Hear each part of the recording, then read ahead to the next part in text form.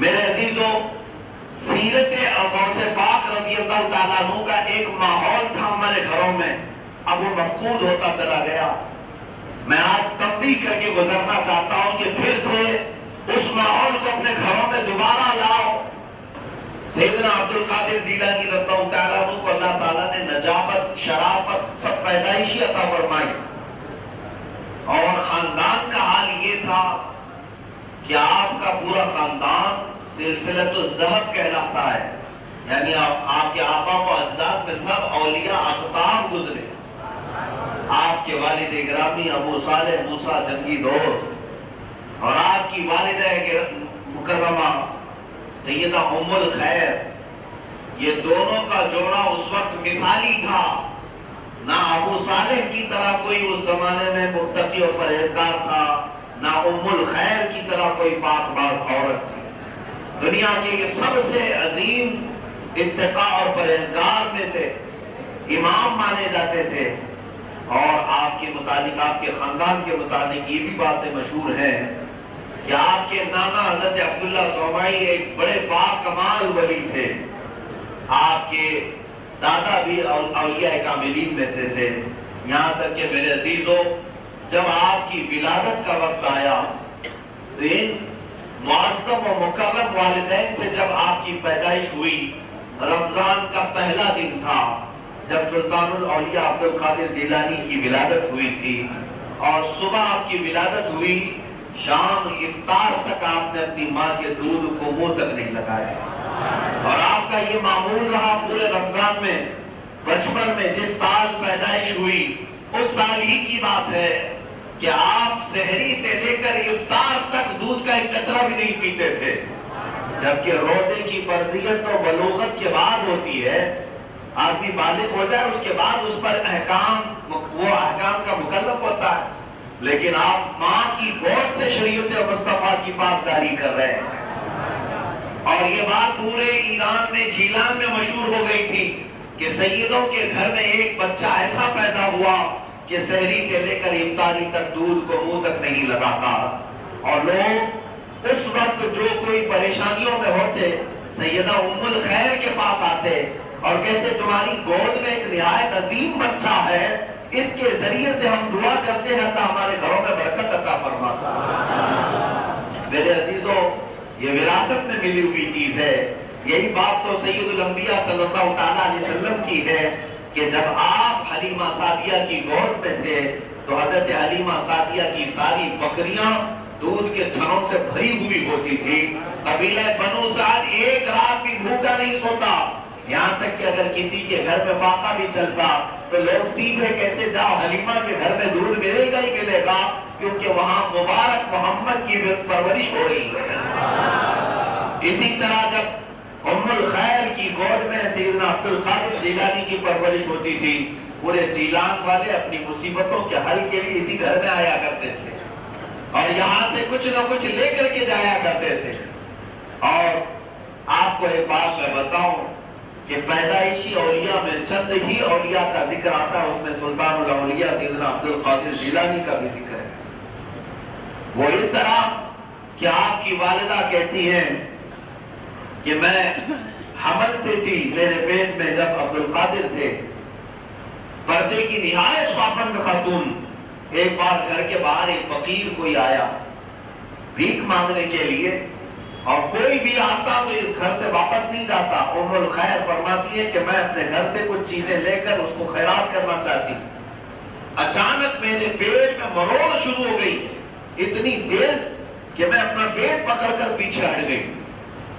پھر تھوڑی دیر کے بعد پیٹ صحیح ہوا تو پھر اٹھی خیرات کرنے کے لیے، پھر مجھے ایسا لگا اندر سے کسی نے چونٹی کاٹ لی ہے، بچہ میرا تیزی سے مجھے مروڑ رہا ہے، کاٹ رہا ہے۔ پھر میں پیٹ پکڑ کر باہر اندر بیٹھی رہ گئی۔ 2 سے 3 مرتبہ اس طرح ہوا، میں خیرات دے نہیں سکی، فقیر چلا گیا۔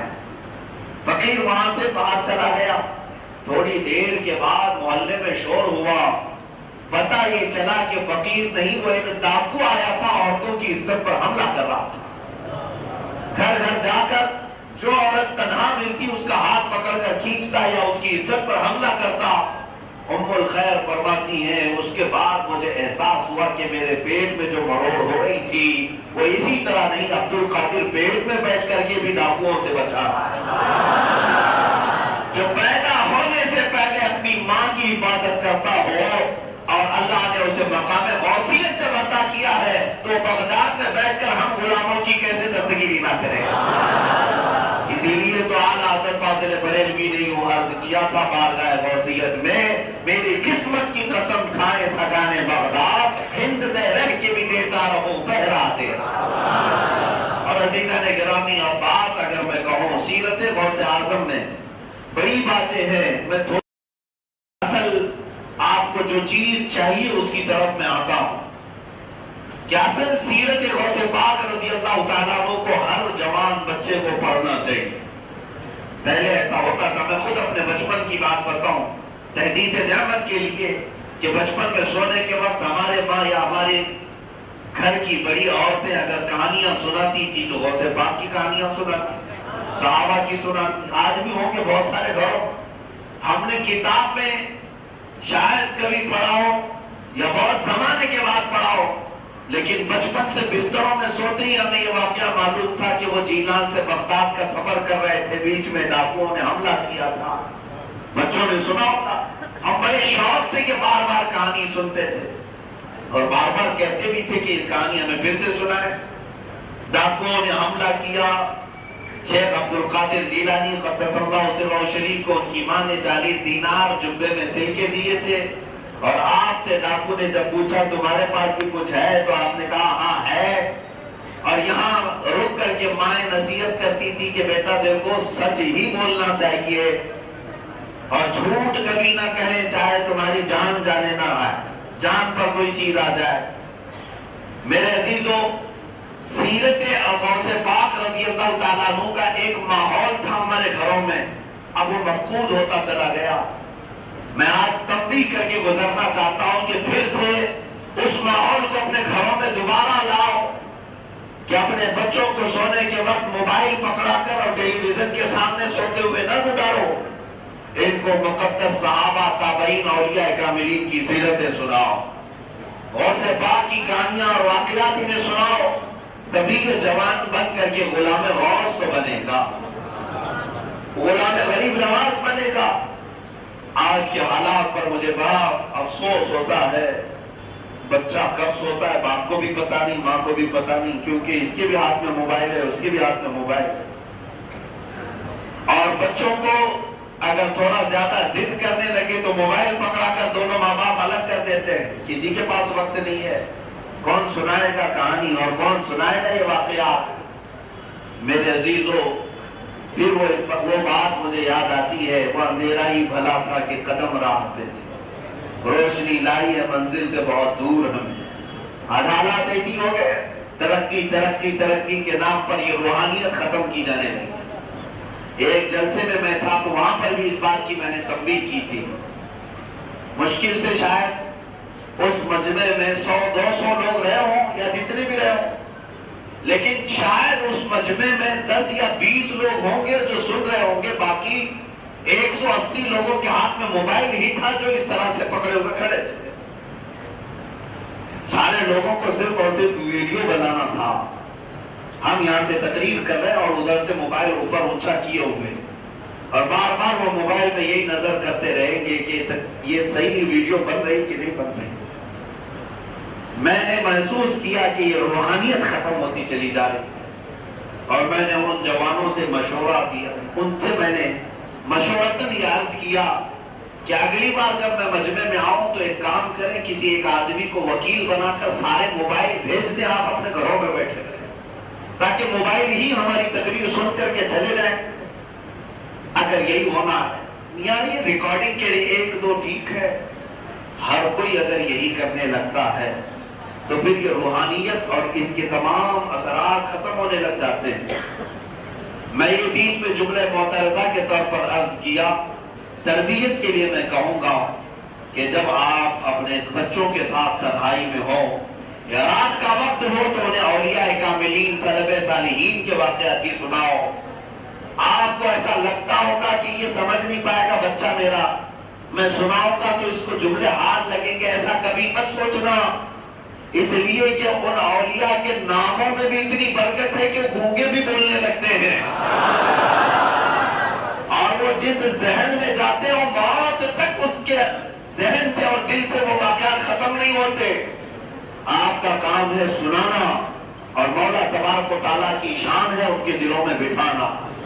آپ نے اگر کوشش ہی نہیں کی تو یہ آج کے نوجوان جس طرح سے بھولتے جا رہے، ایک زمانہ آئے گا کہ پھر انہیں شیخ عبد القادر جیلانی غوث اعظم کا نام بھی یاد نہیں رہ جائے گا۔ عزیزان گرامی، یہ محفلیں بھی ہونی چاہیے لیکن اپنے گھروں میں تربیت کا ماحول بھی ہونی چاہیے۔ آپ سیرت کے چند گوشے آج میں آپ کے حوالے کر رہا ہوں، اس نیت سے حوالے کر رہا ہوں کہ ہر باپ اس کو محفوظ رکھے اور اپنے بچوں کو یہ تمام چیزیں منتقل ضرور کرے، اپنے بچوں تک اس کو ٹرانسفر کرتا رہے گا۔ سیدنا غوث اعظم عبد القادر جیلانی رضی اللہ تعالیٰ اپنی ماں کے سائے عاطفت میں پلتے رہے۔ جیلان آپ کا گاؤں، جیلان ایران کا ایک علاقہ ہے، آج بھی ہے، وہاں آپ کی ولادت ہوئی۔ بچپن میں جب آپ کی عمر 5-6 سال کی ہوئی تھی یا 7 سال کی، جب آپ قریب کے مدرسے میں جاتے تھے، ایک مرتبہ کا واقعہ آپ خود بتاتے ہیں، ایک گائے مجھے اچھی لگی تو گائے کے پیچھے پیچھے میں چلتا رہا کہ اس گائے کو پکڑ لوں۔ بچے کبھی گائے بچڑے کو کھیلنے کے لیے پکڑنا چاہتے ہیں، وہ گائے پیچھے مڑتی ہے اور کہتی ہے الہذا خلقت ام بہذا امرت یا عبد القادر، اے عبد القادر، کیا تجھے اللہ نے اس کام کے لیے پیدا کیا کہ میرا پیچھا کرے، یا اللہ نے تجھے اس کا حکم دیا ہے کہ میرے ساتھ کھیل کود کرے؟ گائے نے جب یہ کہا، وہ سلطان الاولیاء ہے۔ پھر میں بات عرض کروں، جس طرح اللہ نے سید الانبیاء کو معجزات میں جانوروں کی بولیاں عطا کی تھی، اس سید الاولیاء کو بھی کرامات میں جانوروں کی بولیاں بھی عطا فرمائی۔ آپ نے اس دن سے فرمایا پھر کبھی میرا ذہن کھیلنے کودنے کی طرف قطعاً نہیں گیا۔ گائے سے کھیلنا تو کوئی بڑی بات نہیں تھی، یہاں تو بڑے بڑے کھیل کھیلتے ہیں، بڑے بڑے کھیل، اور پورا دن کھیلوں میں گزارا جاتا ہے۔ لیکن غوث پاک فرماتے ایک بار میرا ارادہ ہوا تھا کہ گائے سے کھیل لیں اور اس کو دوڑائیں، لیکن اس گائے نے پلٹ کر جب یہ کہا کہ اللہ نے تجھے اس کے لیے پیدا کیا یا اس کام کا تجھے اللہ نے حکم دیا، میں پلٹ آیا مدرسے کی طرف اور زندگی بھر کبھی کھیلنے کا خیال تک نہیں آیا۔ میں قادری غلاموں سے کہتا ہوں جن کی پوری رات گیم میں گزر جاتی ہے کھیلنے میں، جو اپنا فاضل وقت بچتا ہے تو لوگ یہ کہتے ہیں ٹائم پاس کرنے کے لیے گیم کھیلتے ہیں، گیم کھیلتے ہیں۔ تمہیں پتہ نہیں کئی گیم ایسے جو حرام ہیں، تمہاری نیکیاں کھا جاتے، ضائع کرتے ہیں، تمہیں خبر بھی نہیں ہوتی۔ ان گیموں میں جا کر کے تم اپنی اخلاق بھی تباہ کر رہے ہو، بسا اوقات ایمان بھی تباہ کر رہے ہو، اور ان ظالموں کی دنیا نے آج تمہیں اپنے جال میں پھانسنے کے لیے کئی راستے بنائے ہیں، ان میں سے ایک راستہ یہ کھیل کود کا ہے۔ گیموں کی دنیا میں تمہیں ایسا مست کیا جاتا ہے۔ چند سال پہلے میں نے مرتے ہوئے بھی جوانوں کو دیکھا پب جی کے نام پر، کوئی کہاں مر رہا ہے جوانی کے عالم میں، اس کے ہاتھوں میں راشا تاری ہے، کسی کے بدن میں کپکپی تاری ہے، کیونکہ ایسا ایڈکٹ ہو گیا ہے جیسا نشہ خور ڈرگس لینے والا، اس طرح کچھ لوگوں کو میں نے کھیل کود کا عاشق دیکھا ہے۔ میرے عزیز و قرآن نے یوں ہی نہیں کہا کہ یہ دنیا لہو و لعب کی جگہ ہے، اگر تم اس میں مصروف ہو گئے تو پھر اس سے موت تک نکل نہیں پاؤ گے، موت تک نکل نہیں پاؤ گے۔ غوث پاک رضی اللہ تعالیٰ عنہ کی آج اس محفل پاک سے میں آپ سب کو میسج دینا چاہوں گا کہ اپنے فاضل اوقات میں ٹرین کا سفر کر رہے ہیں، بس میں بیٹھے ہوئے ہیں، کسی کا انتظار ہو رہا ہے، کیا کہتے ہیں نوجوان، ارے ٹائم بہت ہے، ابھی لاؤ تھوڑا سا گیم کھیل لیتے ہیں۔ کبھی یہ نہیں کہا لاؤ تھوڑی دیر استغفار کر لیتے ہیں، لاؤ تھوڑی دیر اللہ کے حبیب پر درود پاک پڑھ لیتے ہیں، یہ بھی تو وقت تھا تمہارے پاس۔ اسی لیے میں نے مصر میں کئی جگہ پر یہ اسٹیکر لگے ہوئے دیکھے، اجعلوا الانتظار بالاستغفار، اپنے انتظار کو، اپنے ویٹنگ ٹائم کو استغفار میں گزار، استغفار کرو، استغفر اللہ ربی من کل ذنب واتوب الیہ۔ اور اگر اور وقت تمہارے پاس میسر آئے تو میرے عزیزو ان خالی اوقات میں اپنے نبی پاک پر درود کیوں نہیں بھیجتے؟ کیا اس سے زیادہ بہتر کوئی غذا ہے تمہارے لیے؟ تمہاری روح کی بھی غذا ہے، جسم کی بھی غذا ہے، اور درود پاک جب کثرت سے پڑھو گے تو میرے نبی کا قرب بھی ملے گا۔ گیم کھیلنے سے کیا ملنا ہے؟ جو کیا ملتا کیا ہے؟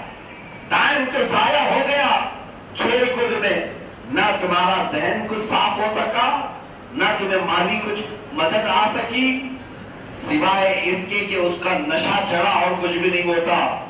لیکن اسی اوقات کو اگر مصطفیٰ کریم کی بارگاہ میں محبت سے دین ایوبی کے نام پر دوسری طاقت ابھر کر کے نکلی ارطغرل غازی کے نام پر، یہ غوث پاک کی کرامات میں بتا رہا ہوں، یہ غوث پاک کی سیاست اور ان کی اصلاح کا نتیجہ ہے۔ یہ خلافت عثمانیہ جس سے قائم ہے، خلافت عثمانیہ کے جو چیزیں اعلیٰ موری سے اعلیٰ رہے، یہ سب کے سب تربیت یافتہ رہے شیخ اعظم محی الدین ابن عربی کے۔ ابن عربی کون ہے؟ یہ غوث پاک کے روحانی بیٹے ہیں۔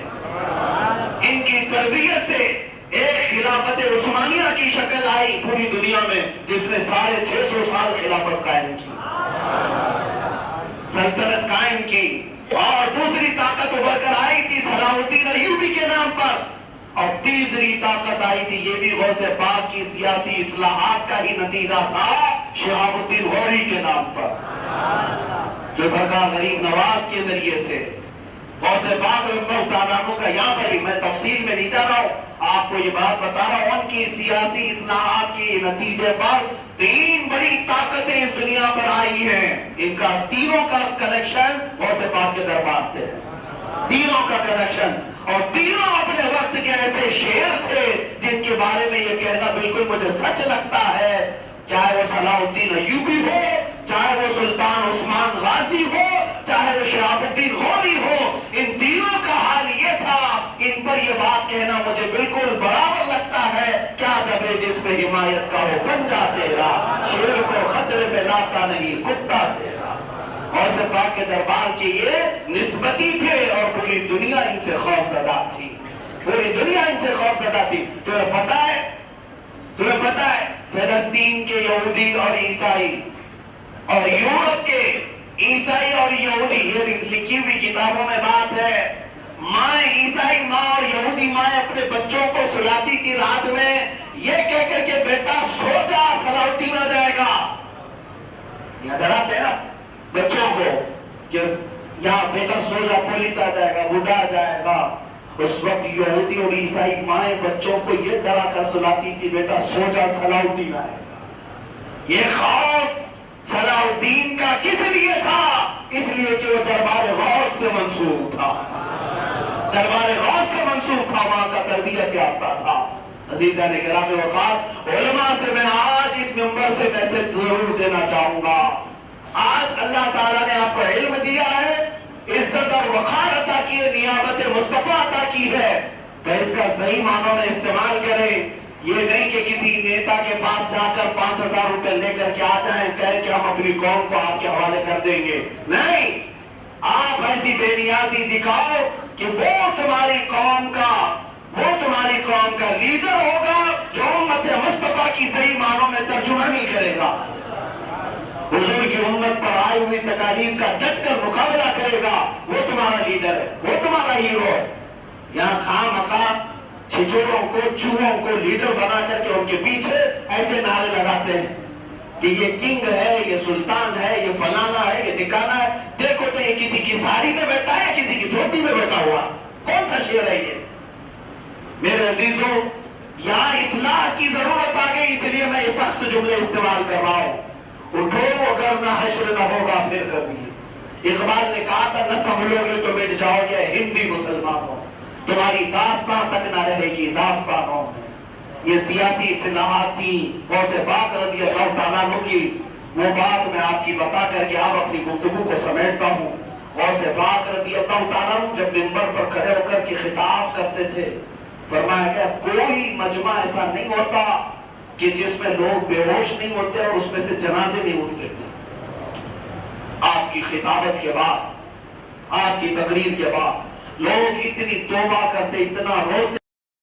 آپ نے شیخ احمد جان کا وہ واقعہ سنا ہوگا جو شیر کی سواری کرتے تھے، اور غوث پاک کے دربار کا ایک کتا آیا اور دم زدن میں ان کے شیر کو چیر کر کے رکھ دیا، شیر کو پھاڑ دیا۔ یہ ایسی سنی سنائی بات نہیں، لکھی ہوئی کتابوں میں بات ہے۔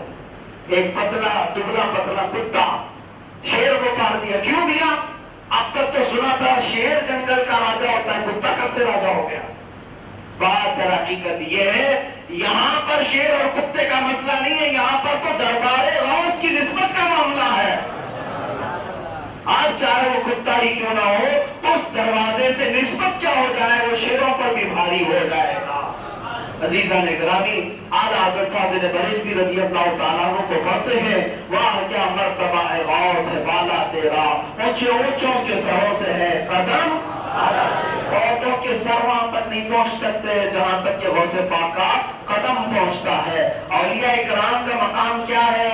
غوث پاک کے دربار میں فرماتے اعلیٰ حضرت سر بھلا کیا کوئی جانے کے ہے کیسا تیرا، اے غوث سر بھلا کیا کوئی جانے کے ہے کیسا تیرا، اولیاء ملتے ہیں آنکھیں وہ ہے تلوار تیرا، جو ولی قبل ہوئے یا بعد ہوئے سب ادب رکھتے ہیں دل میں میرے آقا تیرا، اور سارے اقطاب جہاں کرتے ہیں کعبے کا طواف، کعبہ کرتا ہے طواف در والا تیرا۔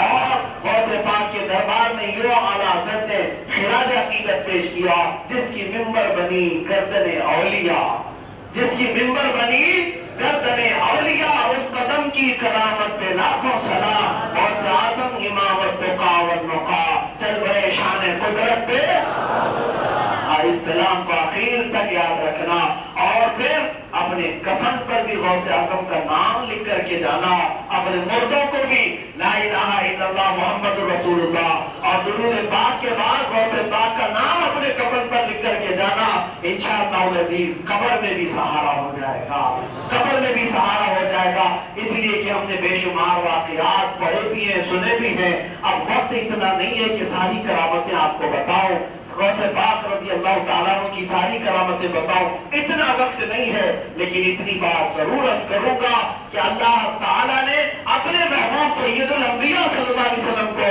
جیسے سارے نبیوں میں مقام عطا کیا ہے، ویسے غوث پاک کو سارے اولیاء میں مقام عطا فرمایا ہے، اور سارے نبیوں نے جس طرح محمد رسول اللہ کو معجزات عطا کیے ہے، غوث پاک رضی اللہ تعالیٰ عنہ عکس جمیل ہے مصطفیٰ کریم صلی اللہ علیہ وسلم کے، اور آپ نے خود اپنے قصیدے میں بھی کہا سارے اولیاء کسی نہ کسی نبی کا پرتو ہوتے ہیں، اور میں الحمدللہ محمد مصطفیٰ کا پرتو بن کر آیا ہوں۔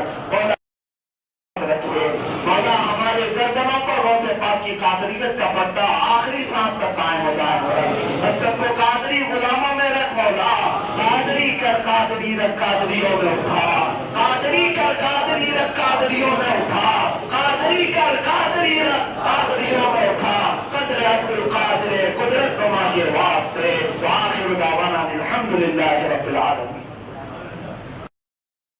ترقی کی ہوگی، ہر گھڑی تمہاری مصطفیٰ کریم کی بارگاہ میں مقبولیت کی ہوگی۔ میں آگے عرض کرتا ہوں، غوث پاک رضی اللہ تعالیٰ عنہ نے بچپن کبھی کھیل کود میں نہیں گزارا۔ جو بچے آج کھیل کود کے عاشق ہیں وہ غوث پاک کا نام لیتے ہیں تو اپنے کھیلوں میں کمی کریں۔ اللہ نے تمہیں کھیل کود کے لیے نہیں پیدا کیا۔ آج یہی تو حال ہے، جس قوم کے ہاتھوں میں تلواریں دیکھ کر پوری دنیا دہشت زدہ ہوتی تھی، اس قوم کے ہاتھ میں ہاکی اور بیٹ پکڑایا گیا ہے، گلی ڈنڈے پکڑائے گئے۔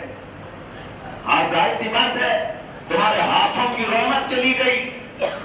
آپ کو پتا ہے میں نے ابھی چند دنوں پہلے کی بات ہے، ایک مطالعے میں پڑھا سیدنا خالد بن ولید رضی اللہ تعالیٰ عنہ کی ایک تلوار 35 کلو کی تھی، 35 کلو کی تلوار، وہ ایک ہاتھ سے چلاتے تھے اور دوسرے ہاتھ سے نیزہ بھی پکڑتے تھے اور ڈھال بھی پکڑتے تھے۔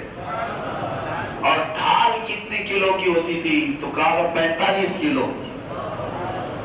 لاؤ ایسا جوان میرے سامنے، میرے عزیزو، وہ گھوڑوں کی رکابیں بھی تھامتے تھے، دونوں ہاتھوں میں یہ جنگی سامان بھی، اور اپنے جسم پر لوہے کی زرہ بھی پہنتے۔ ان کو جو قوت حاصل تھی، ایسا مت سمجھنا کہ وہ بہت کاجو بادام کھاتے تھے اور بہت کچھ جیم کرتے تھے۔ آج تم نے اتنے ساری چیزیں مرغن کھا کھا کھا کر کے بھی وہ روحانی طاقت حاصل نہیں کر سکے. تمہاری باڈی اور تمہاری طاقت اور تمہاری کھیل کو صرف اور صرف مظلوموں کو مکہ دکھانے کی طاقت رہ گئے. باقی ان کی جو طاقتیں تھی میرے عزیزو، اللہ نے انہیں روحانی طاقتیں عطا کی تھی. کیوں؟ اس لیے کہ انہوں نے اپنے جسموں کو اور اپنے اوقات کو کھیل کود میں نہیں گوایا تھا، بلکہ اللہ اس کے رسول کی رضا کے لیے اپنا ہر وقت انہوں نے بتایا تھا. اعلیٰ حضرت اسی لیے تو فرمایا دل لہو میں کھونا تجھے، شب صبح تک سونا تجھے، شرم نبی خوف خدا یہ بھی نہیں وہ بھی نہیں. ان چیزوں سے باز آئے. غوث پاک کی سیرت کا یہ حصہ ہے، اس لیے مجھے یہ وقت عرض کرنی پڑی کہ آپ نے زندگی بھر کبھی کھیل کود کی طرف توجہ نہیں فرمائی، کھیل کود کی طرف نہیں. کچھ لوگ تفریح قلب کے لیے کچھ چیزیں کر جاتے ہیں، میں اس پر ساری چیزوں پر انکش نہیں لگاتا، لیکن جن لوگوں نے اپنا پورا کا پورا وقت اپنے کھیلوں میں لگایا ہے وہ کل قیامت کے دن کیا جواب دیں گے؟ اللہ کی بارگاہ میں جب سوال ہوگا تیری جوانی میں اتنی نمازیں ضائع ہوئی کیا کرنا تھا، کیا قیامت کے دن یہی کہو گے کہ سنڈے کو 100 رن بناتا تھا، منڈے کو 200 رن بناتا تھا؟ یہی جواب دو گے رب جلال کی بارگاہ میں؟ میرے عزیزوں، قیامت کے دن کی اگر تمہارے پاس تیاری نہیں ہے تو ڈرو، آج اپنے آپ کو تبدیل کرو.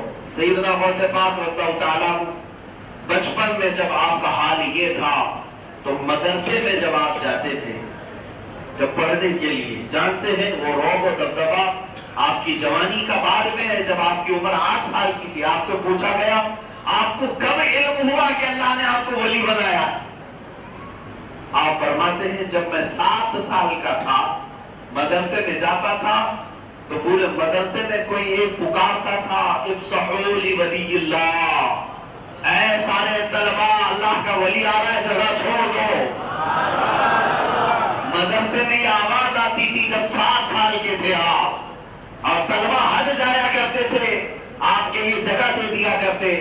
بسا اوقات استاد اپنے مسند سے نیچے آتے تھے جب آپ کی عمر 7 سال کی تھی، اور پھر آپ کی عمر تھوڑی سی اور بڑھی تب آپ کی والدہ ماجدہ نے آپ کو علوم و فنون حاصل کرنے کے لیے بغداد کے سفر پر بھیجا، اور بغداد کا وہ کٹھن سفر طے کیا. بعض لوگ یہ سمجھتے ہیں کہ اللہ کا ولی وہ طریقت کی باتیں کر کر کر کے ولی بن جاتا ہے. میرے عزیزوں، شریعت کی شین جسے نہیں معلوم وہ طریقت تک پہنچ ہی نہیں سکتا. ہاں بہت سارے آج ایسے ہی ہیں جنگلی بابا جو اس طرح کے میدان میں آئے ہوئے ہیں، ان لوگوں سے ہمیشہ اپنے دین کی بھی حفاظت کرنا، اپنے ایمان کو بھی بچانا. آپ سے میں یہ سوال کرتا ہوں، غوث پاک سے بڑا کوئی پیر نظر آتا ہے؟ اگر کہو گے تب بھی تمہاری پکڑو. ہم سب کیا غیر مسلم بھی اگر غوث پاک کو یاد کرتے ہیں تو بڑے پیر صاحب کہتے ہیں. بتایا آپ کو بڑے پیر صاحب کہا جاتا ہے، یعنی پیروں کے پیر ہے غوث پاک. اور جو پیر ہوتا ہے وہ شروعات کہاں سے کرتا ہے؟ سیدھے آ کر خانقاہ میں نہیں بیٹھ جاتا، پہلے مدرسے جاتا ہے، علوم حاصل کرتا ہے، اور اسے مشقتیں اٹھانی پڑتی ہیں. غوث پاک رضی اللہ تعالیٰ عنہ اپنی والدہ سے جدا ہو کر بغداد گئے 7 سال تک، اور ایسے حالات تھے کہ باقا کشی کیا ہم نے، کوئی چیز کھانے پینے کو تک نہیں رہتی.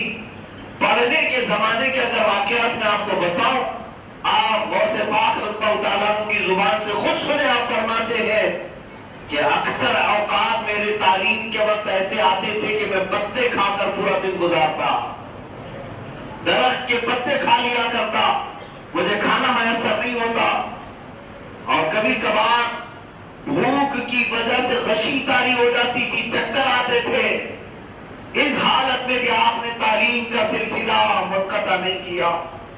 یہ نہیں کہ میں اکلوتا بیٹا ہوں اپنی ماں کا چھوڑو بغداد جاتا ہوں ماں کے پاس کچھ کماؤں گا اور عیش کروں گا. میرے عزیزوں، علم حاصل کرنے کے لیے مشقت اٹھانا غوث پاک نے سکھایا ہے. اور آپ خود فرماتے ہیں ایک وقت ایسا بھی آیا کہ دریائے دجلہ کے کنارے فقیر بیٹھا کرتے تھے، اور وہاں کچھ کھانا گرا ہوا ہوتا وہ چن کے کھاتے. میں وہ کھانا چننے کے لیے بھی چلا گیا جس کا نام لے کر ہم آج بڑی بڑی گیرمی کرتے ہیں اور آج کھانے کی بڑی بڑی دیگیں بناتے ہیں. ان کے فاقے کا عالم یہ ہے، فرماتے ہیں کہ میں دریائے دجلہ کے کنارے گیا تو دیکھا مجھ سے پہلے وہاں 70 فقیر بیٹھے ہوئے تھے، تو مجھے حیا آئی کہ ان کا حصہ مار کر نہ کھاؤں، تو اسی پلٹ کر کے آ گیا. کون سے کھانے کے لیے جو گرا ہوا تھا. اور وہاں سے فرماتے ہیں میں آ کر کے ایک مسجد میں بیٹھا، دوپہر کا وقت تھا، بھوک شدت کی لگی تھی، اور مسجد میں آ کر ظہر پڑھ کر کے سو گیا. ایک شخص آیا، تاجر بغداد، وہ جیلان سے آیا تھا، اور اتفاق کی بات ایسی کہ وہ جیلان سے آنے والا تاجر غوث پاک کے گھر کے قریب سے گزر رہا تھا، تو ان کی والدہ نے، غوث پاک کی والدہ نے امانت کے طور پر اس کو کچھ پیسے دے دیے تھے، 12 درہم. کہا کہ میرا بیٹا عبد القادر بغداد میں پڑھتا ہے، اس تک یہ پہنچا دو. وہ تاجر آیا، بہت ڈھونڈا، کہیں اس کو ملے نہیں شیخ عبد القادر کون ہے، اور اس کو تجارت میں بڑا نقصان ہوا. تو اس نے کیا کیا، وہ پیسے بھی خرچے کر لیے جو ان کی ماں نے امانت کے طور پر دیے تھے، اور آخر میں کچھ 2 درہم بچے تھے، تو وہ جا کر کباب خرید لایا، اور اسی مسجد میں آیا جس مسجد میں غوث پاک بھوکے سو رہے تھے. آیا، آ کر بیٹھ گیا دسترخوان کھول کر. اس کو جب کھانے کی شدت سے بھوک لگی تھی، کھا رہا تھا، سامنے دیکھا کہ ایک نوجوان سویا ہوا ہے. دل میں خیال آیا اسے بھی دسترخوان پر بلاؤں. اٹھایا کہ کہا ہے جوان آجا میرے دسترخوان پر. غوث پاک فرماتے ہیں رسول پاک کی سنت ہے جب بھوک لگے اور کوئی بلائے تو منع نہ کیا. میں چلا گیا، دسترخوان پر بیٹھا، تو اس نے سوال کیا کہ کیا کرتے ہو؟ کہا میں پڑھتا ہوں. اچھا پڑھتے ہو تو کیا یہاں پر جیلان کے عبد القادر کو جانتے ہو؟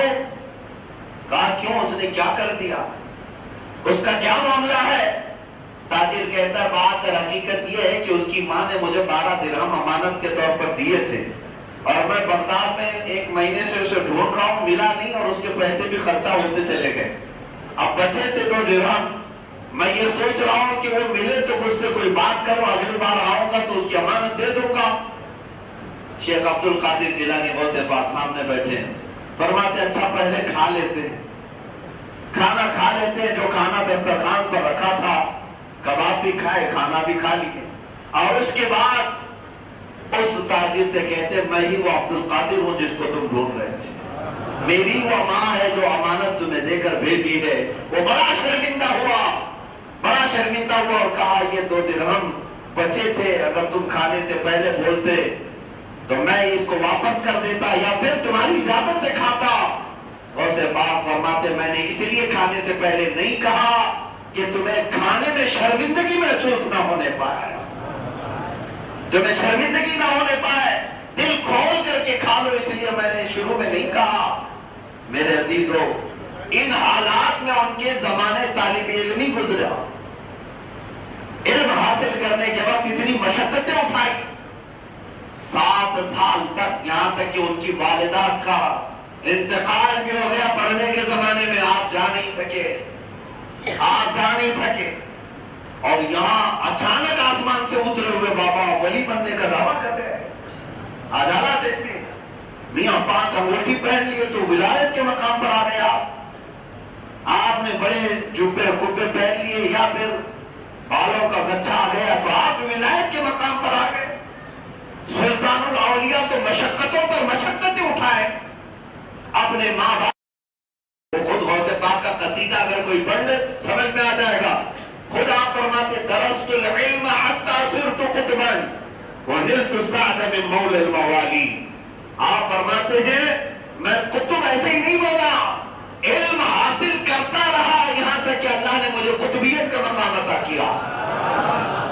علم حاصل کیے بغیر جاہلوں کو یہ چیزیں نہیں ملتی. ایک مشہور بزرگ ہے، انہوں نے فرمایا ما کان اللہ من ولی جاہلا ولو کان لعلمہ اللہ اولا. اللہ کا کوئی ولی جاہل نہیں ہوتا، کوئی ولی جاہل نہیں ہوتا، اور اگر کہیں پڑھا نہیں ہے تو اللہ پہلے اسے پڑھاتا ہے پھر ولایت دیتا. پہلے اسے علم دیتا ہے پھر ولایت. اب یہاں سے یہ بات سیرت غوث پاک میں سمجھ کر کے چلو میرے عزیزو، بے علم کے کوئی ولایت کا دعویٰ کرے تو فضول ہے. وہ عالم ہو، علم والا ہو اور شریعت مصطفیٰ کی پاسداری کرتا ہو، حضور کی شریعت چھوڑ کر کے کوئی ولایت کا مقام حاصل کر ہی نہیں سکتا. حضور کے شریعت کو چھوڑ کر کچھ نہیں ہو سکتا. اب یہاں پر میں آپ کو غوث پاک کی ایک بات عرض کر دوں، ان کے نزدیک ولی کون تھا؟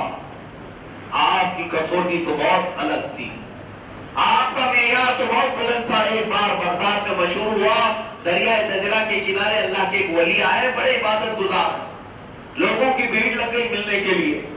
غوث پاک اس وقت موجود تھے بغداد میں. آپ سے جب کہا گیا تو آپ بھی چل پڑے مصلی لے کر کے، اللہ کے کوئی ولی آئے ہیں میں بھی ملاقات کروں گا. جب غوث پاک وہاں پہنچے تو وہ اللہ کے ولی جا چکے تھے، نہیں تھے وہاں، وہ کہیں اور منزل پر نکل پڑے. غوث پاک فرماتے ہیں کہ مجھے بڑا افسوس ہوا کہ اللہ کے ایک ولی سے میں ملاقات نہیں کر سکا. پھر لوگوں سے پوچھا کہ بتاؤ وہ عبادت کہاں کرتے تھے؟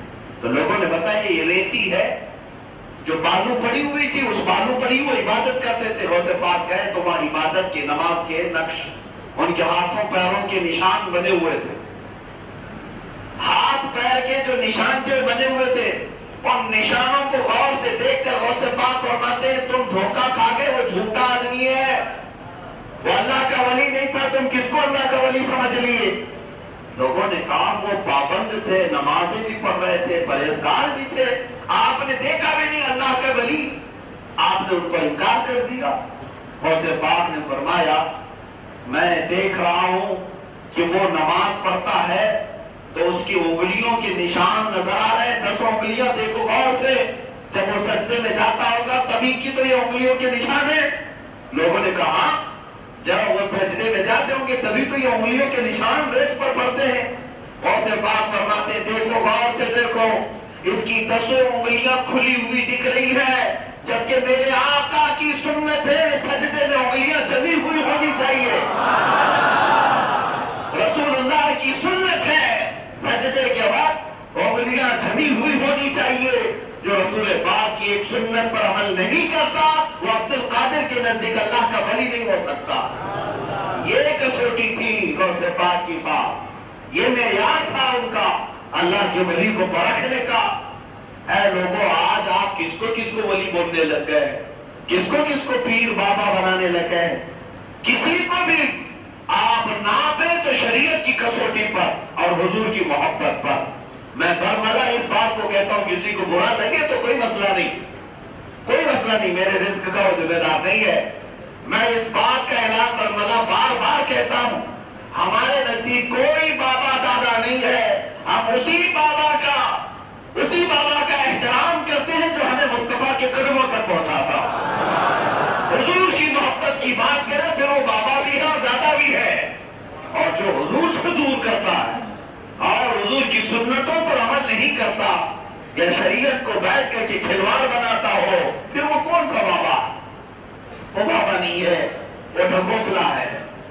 عزیزان اکرام وقار، یہاں بعض وہ لوگ غوث پاک رضی اللہ تعالیٰ عنہ کے متعلق سب سے پہلی بات میں نے کہا بڑے پیر ہیں، سب تسلیم کرتے ہیں. اور آپ کا حال یہ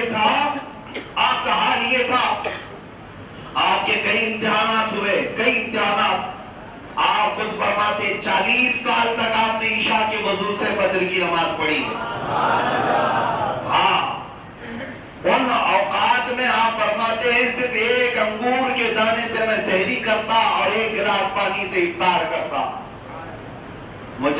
سخت مجاہدے کیے آپ نے عبادتوں کے.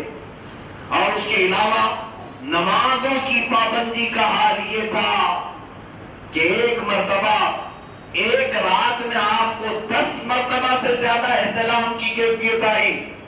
اور ہر بار ٹھنڈیوں کے دن رات تھی، ہر بار آپ اٹھتے اور ٹھنڈے پانی سے غسل کرتے کہ کہیں میری فجر قضا نہ ہو جائے.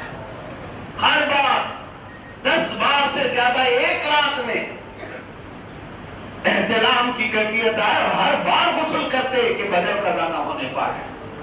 اور یہاں وہ لوگ جو بیٹھ کر کے اپنے مریدین میں قوالی اور دف میں مصروف ہیں، ڈھول आवाजों में है। अजान भी हो गई, नमाज भी हो गई, बाबा उठे ही नहीं। उनसे पूछा गया क्यों पीर साहब पर नमाज फर्ज नहीं है? कहते पीर साहब कहते हैं हम तसव्वुर में नमाज पढ़ लेते हैं। या फिर बात पीर साहब तो ये भी अपने मुरीदीन को कहते हैं कि हमारी नमाज को मत देखना, हम मक्का और मदीने में नमाज पढ़ते हैं, हम दिखते यहाँ हैं बस, नमाज वहां पढ़ते हैं। मैं जब उनके मुरीदीन से कहा अपने पीर साहब से कहो खाना भी वही खा गया है, दस्तरखान तो यहाँ लगता है आपका। ये हीले बहाने गौसे पाक रज़ी अल्लाह तआला अन्हु जब सबके सामने खुल करके जमात से नमाज पढ़ते थे तो फिर ये सारे लोगों को समझना चाहिए तरीकत बाद में है, मुस्तफा की शरीयत पहले है। जो शरीयत की धज्जियां उड़ाता हो वो तरीकत की मंजिलें तय नहीं कर सकता। विलायत बहुत दूर की बात है, विलायत की बू बास भी उसे नहीं मिल सकती। आला हज़रत फाज़िल बरेलवी रज़ी अल्लाह तआला अन्हु से पूछा गया कि अगर कोई मेहनत से इबादतों से विलायत हासिल करना चाहे तो कितनी इबादत करना चाहिए? क्या फरमाते हैं? सुनो, फरमाते हैं अगर इबादतों से ही विलायत हासिल करना है, विलायत की भी बहुत दर्जे हैं, बहुत दर्जे। फरमाते हैं 80 साल पलक झपकने के बराबर भी गुनाह ना करे और 80 साल तक जमात के साथ तकबीर औला की पाबंदी से नमाज पढ़े तब उसे विलायत का पहला दर्जा मिल सकता है।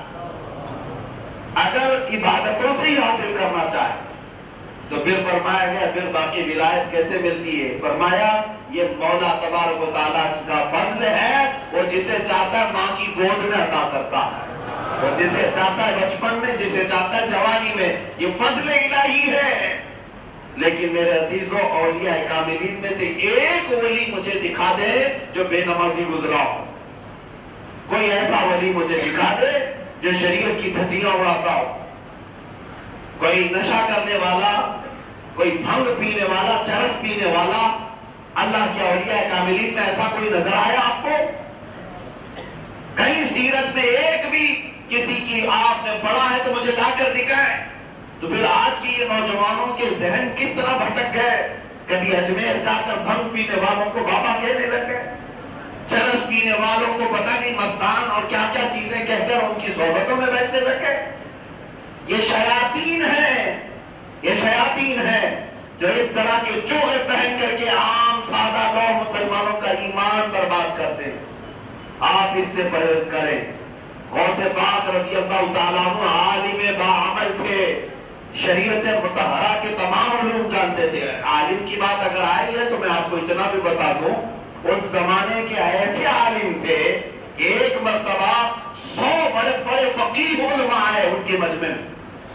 फकीह का मतलब हुआ मुफ्तियों से भी बड़े बड़े उलमा गौसे पाक के दरबार में आए, इसलिए कि हम अपनी तरफ से एक एक सवाल करेंगे और उनका जवाब सुनेंगे। देखते हैं ये इतनी बड़ी विलायत का इनका चर्चा है तो इल्म कितना है इनके पास। वो 100 उलमा आए मजलिस में बैठे और से पाक रज़ी अल्लाह तआला अन्हु सबका इस्तेमाल किया अपने मजमे में और नजरें नीचे झुकाकर फिर आपने नजरें उठाई और सबको एक मर्तबा देखा, गौर से देखा। तो रिवायात में है कि वो जो 100 बड़े बड़े फकीह उलमा आए थे, एक एक अपने जहन में सवाल लेकर आए थे, सबके दिलों से पता नहीं सारे सवालात का इल्म भी खत्म हो चुका था। वो सब अपने कपड़े फाड़ने लग गए और सारे चीख पुकार करने लग गए। और से पाक रज़ी अल्लाह तआला अन्हु फिर मिंबर पर खड़े हुए और मिंबर पर खड़े होकर के हर एक जो वहां पर आया था एक एक का जवाब देने लगे सवाल सुनने से पहले।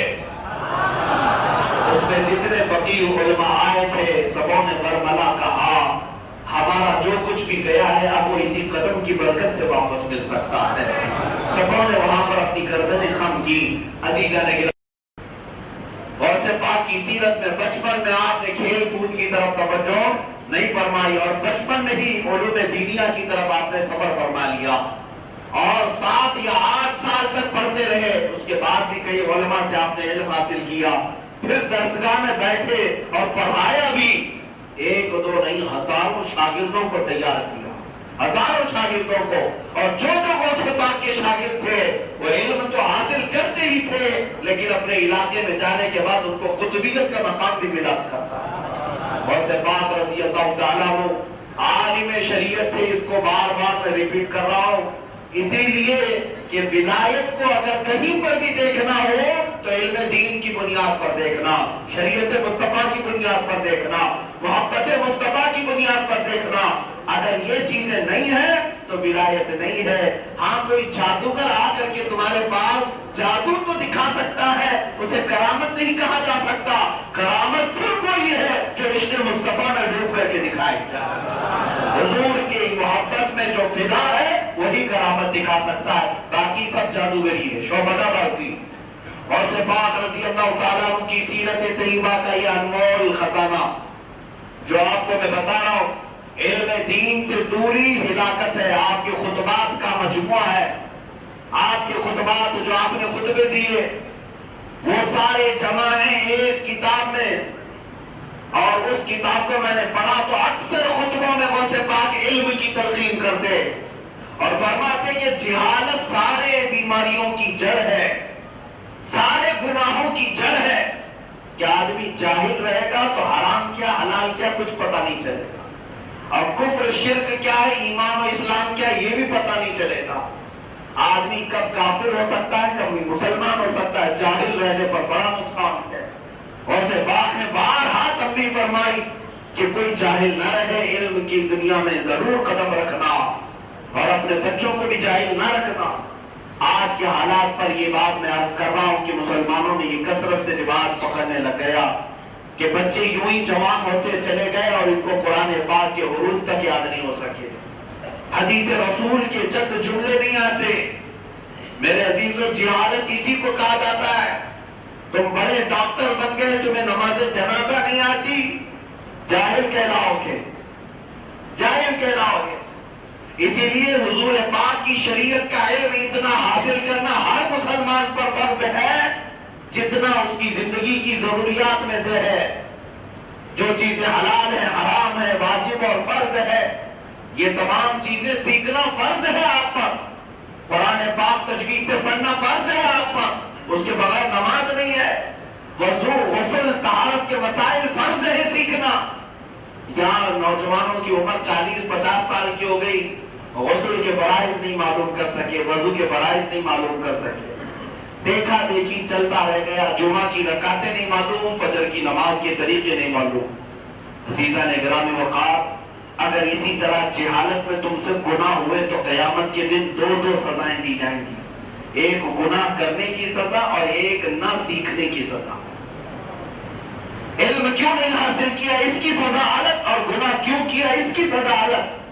اس لیے ماحول اپنا علم کا پیدا کرو، اپنے بچوں کو ہلکے میں نہ لینا۔ جس طرح اسکول نہ جانے پر آپ سرزنش کرتے ہیں، ڈانٹ ڈپٹ لگاتے ہیں، اسی طرح قرآن پاک کے اسباق اگر نہیں پڑھا، مدرسے کی بھی خیر خبر لیا کرو کبھی آ کر کے۔ کیوں نہیں پوچھتے کہ میرا بچہ اتنے سال سے ابھی تک قرآن مکمل کیوں نہیں کر سکا؟ آپ اپنے ماں باپ یہ ایکٹیویٹی کیوں نہیں دکھاتے اپنے بچوں کے سلسلے میں؟ کوئی بچہ 6 سال سے مدرسے میں پڑھا ہے اور ابھی پہلا پارہ بھی مکمل نہیں ہوا، کیوں نہیں کیا؟ استاد کی کوتاہی ہے یا طالب علم کی کوتاہی ہے یا گھر والوں کی کوتاہی ہے؟ میرے عزیزو، یہ علم کا ماحول تو قائم کرو، اور علم اسلام ہے، اور اسلام سے پہلے جہالت ہے۔ اسلام پر علم کا نام ہے، جاہلوں کا یہاں کیا ہے؟ اسلام پڑھے لکھے لوگوں کا دین ہے۔ میرے آقا صلی اللہ تعالیٰ علیہ وسلم جب مدینہ طیبہ تشریف لائے تھے، صرف 6 لوگوں کو لکھنا آتا تھا، اور جب آپ کا انتقال ہوا تب 80,000 لوگ لکھنا جانتے تھے۔ 10 سال کے عرصے میں علم کا ماحول میرے آقا نے پیدا فرمایا اور ہر ایک کو عالم بنایا۔ صحابہ دیکھیں علم کی یونیورسٹی بنے تھے۔ حضرت ابو ہریرہ جن کی حدیثیں جو بیان کی آپ نے، آدھی شریعت ہے ہماری آج ان کی حدیثوں سے۔ میرے عزیزوں، علم کا ماحول پیدا کرو۔ غوث پاک رضی اللہ تعالیٰ عنہ کے فرامین میں سے ہے، وہ ممبر پر کھڑے ہو کر کے یہ فرماتے تھے، ممبر پر، اور آپ کے فرمان کا ایک حصہ اگر میں آپ کو سناؤں، آپ فرماتے تھے کہ سارے انسان مردہ ہیں وہی زندہ ہے جو عالم ہے، علم والے زندہ ہے، باقی سب کو مردہ فرمایا۔ کیوں؟ اس لیے کہ قرآن کہتا ہے انما یخشی اللہ من عبادہ العلماء، اللہ سے اگر صحیح معنوں میں کوئی ڈر رکھتا ہے تو علم والا ڈرتا ہے، علم والے لوگ ڈرتے ہیں۔ بعض لوگ تو کہتے ہیں ارے ہم جیسے جاہل ہی اچھے ہیں، نعوذ باللہ، توبہ کرو، جس نے جہالت کو اچھا کہا وہ بہت بڑا گنہگار ہے، کیونکہ جہالت کی مذمت حدیث میں بھی آئی اور قرآن میں بھی آئی، اور تم اس کو اچھا کہہ رہے ہو۔ کچھ علماء کی غلطیاں دیکھ کر کے کچھ لوگ کہتے ہیں ارے ایسے ایسے عالم ہیں، اس سے تو بہتر ہم جاہل لوگ ہیں۔ یہ جملہ یہ آسانی میں کہہ جاتے ہیں، جو میں پتہ نہیں اس پر کتنی بڑی گرفت ہوگی تمہاری۔ جاہل اچھا ہوتا ہے، جہالت اچھی چیز ہے، جہالت سب سے بری چیز ہے، اسی لیے تو حضور کے سب سے بڑے گستاخ کا نام ابو جہل رکھا گیا۔ کیوں؟ جہالت کا باپ تھا وہ، اور جو یہ کہتا ہے کہ ہم جیسے جاہل اچھے ہیں تو پھر کیا وہ ابو جہل کو اچھا سمجھتا ہے؟ نعوذ باللہ من ذالک، توبہ کرے۔ غوث پاک کے فرمامین میں سے یہ ہے علم حاصل کرو، علم کے بغیر زندگی نہیں ہے تمہاری، مردہ کی طرح رہیں گے۔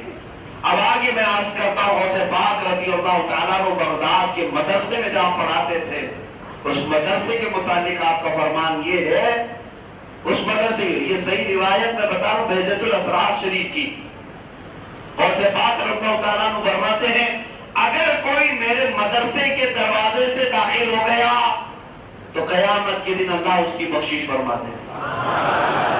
یہ غوث پاک کا فرمان ہے کہ کوئی میرے مدرسے کے دروازے سے بھی داخل ہو گیا، اللہ تعالیٰ اس کو قیامت کے دن عذاب میں تخفیف کرے گا اور بخشش فرمائے گا۔ ایک مرتبہ بغداد میں طاعون، پلیگ کی بیماری پھیل گئی، پلیگ کی بیماری پھیل گئی تو لوگ آئے، ایک ایک گھنٹے میں ہزاروں لوگ مرتے تھے۔ کورونا سے زیادہ ڈینجر پلیگ کی بیماری، کورونا تو پھیلا ہے اور میڈیا سے پھیلا ہے، بہت زیادہ نیتا لوگوں سے، میڈیا سے اور بہت سارے یہ پروٹوکول سے پھیلا ہے۔ بیماری جو ہے وہ الگ انداز سے پھیلی ہوگی، لیکن پلیگ جو ہے پھیلتا تھا تو ایک دن میں 50-50 ہزار لوگوں کی موت ہوتی تھی، بہت سخت بیماری ہوتی تھی پلیگ۔